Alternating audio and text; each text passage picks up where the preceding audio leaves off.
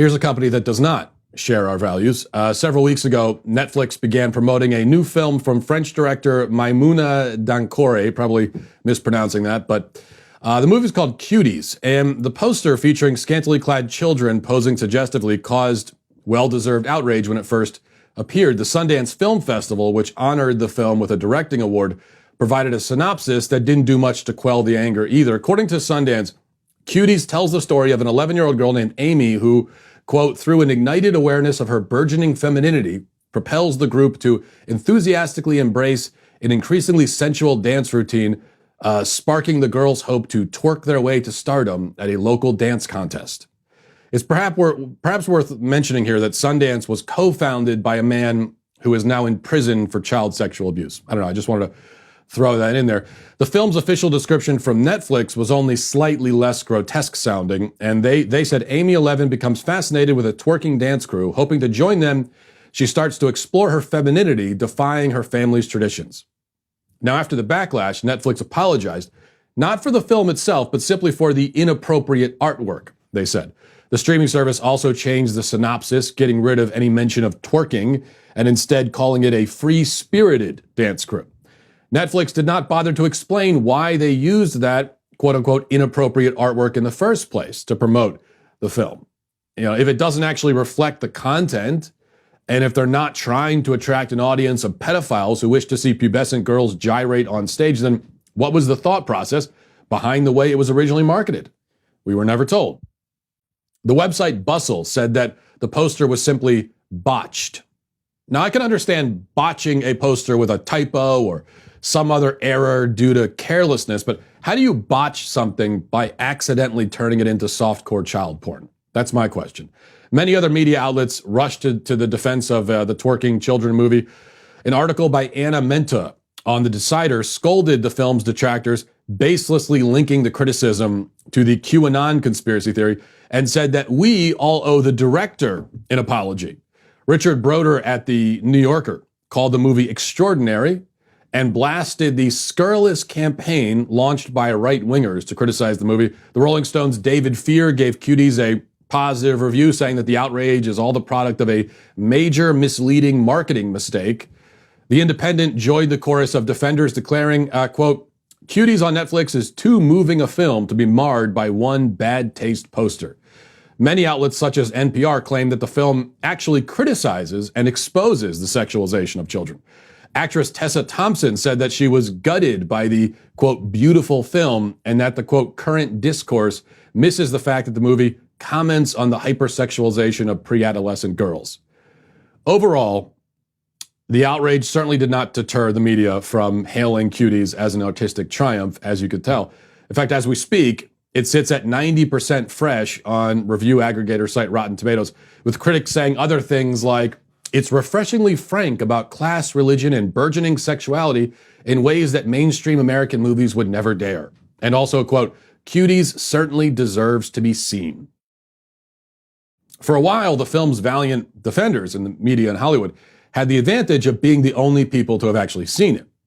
The rest of us could but make assumptions based on the, it would seem, rather significant fact that it's a movie about 11-year-olds twerking, which Netflix had decided to market with a picture of said 11-year-olds barely clothed and striking sexual poses.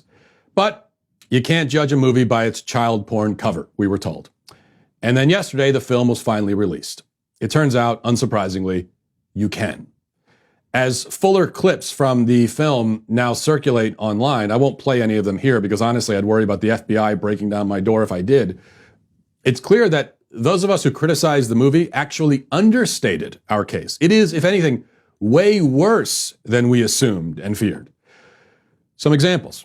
One scene features the 11-year-old girls gyrating and slapping each other on the butt as the camera zooms in for close-ups. Another shows Amy in her underwear furiously thrusting her body as she lays on the floor. Again, camera gives close-ups. In another, the girls dance provocatively for two grown men, one of whom looks on with obvious and creepy satisfaction. In still another, Amy pulls down her pants and takes a picture of her crotch and posts it online. And in the penultimate scene, which was featured on the original poster before Netflix changed it, that scene is significantly more disturbing than the already disturbing image led on. The scene drags on for several minutes.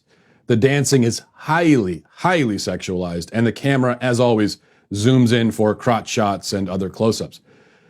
This is not a commentary on child sexual exploitation. It is child exploitation, clear as day, in all its sadism. And remember, the characters and the actors who play them are 11 years old. With these horrific scenes now publicly available, it seems almost pointless to engage with the plainly absurd notion that the filmmakers had 11-year-old children writhe around and gyrate on stage while barely clothed as some kind of protest against the sexualization of children. It would be like a slasher film featuring several scenes of various screaming victims being disemboweled, claiming in its defense that it only meant to comment on the problem of graphic violence in film. Indeed, that actually is the defense often offered for slasher flicks, and it's as weak in that case as it is here. The guy who made Texas Chainsaw Massacre may have told himself that he had higher intentions, but the fact remains that most people who watch Texas Chainsaw Massacre just want to see, well, a chainsaw massacre. I suppose when it comes down to it, no filmmaker wants to come out and admit that they produced gratuitous garbage for a lowest common denominator audience, but many filmmakers do produce that sort of material for that sort of audience, whether they admit it or not. And Cuties belongs on that ghastly heap for sure, hopefully buried underneath it somewhere deep where it cannot be seen. Despite the pretensions of Anna Menta at the Decider and many others in media, the normalization of pedophilia is not a right-wing fairy tale or a QAnon conspiracy theory. It is real. It is happening. Here's Exhibit A. Or, not even Exhibit A. I mean, this is a long line of exhibits. It's right in front of us for us to see. Yes, do you have the normalization of pedophilia in a culture where a movie like this not just exists, okay? It's not just this that some pervert, some creep made this movie and it's out there in the hinterland somewhere, out on the fringes, and no one's seen it. This is being promoted and supplied to us, to the American audience, by $1 billion streaming platform. And major media publications have come out in its defense, strenuously, to defend it. You wouldn't have that in a culture that didn't normalize pedophilia and child sexual exploitation. I mean, this is a country where children are sent to the library to be read stories by drag queens. This is a country where Planned Parenthood goes into middle schools and high schools to hand out birth control. This is a country where we've got, quote unquote, sex ed in elementary schools, telling kids about masturbation and other things. So yes, this is a real plan among the powers that be in our culture to sexualize children. There is no doubt about it. And this right here from Netflix. I mean, if this is not reason, if this does not convince us all to cancel our Netflix subscriptions if we still have them, then I don't know what will. There have to be real penalties for something like this. We can't just complain about it and say how horrible this is and then go about our merry way while still paying Netflix our subscription fee. We cannot do that. If there was ever a reason for a boycott, this is it right here. So let's all do that today. Let's cancel our Netflix subscriptions. That's the least we can do. That's step one.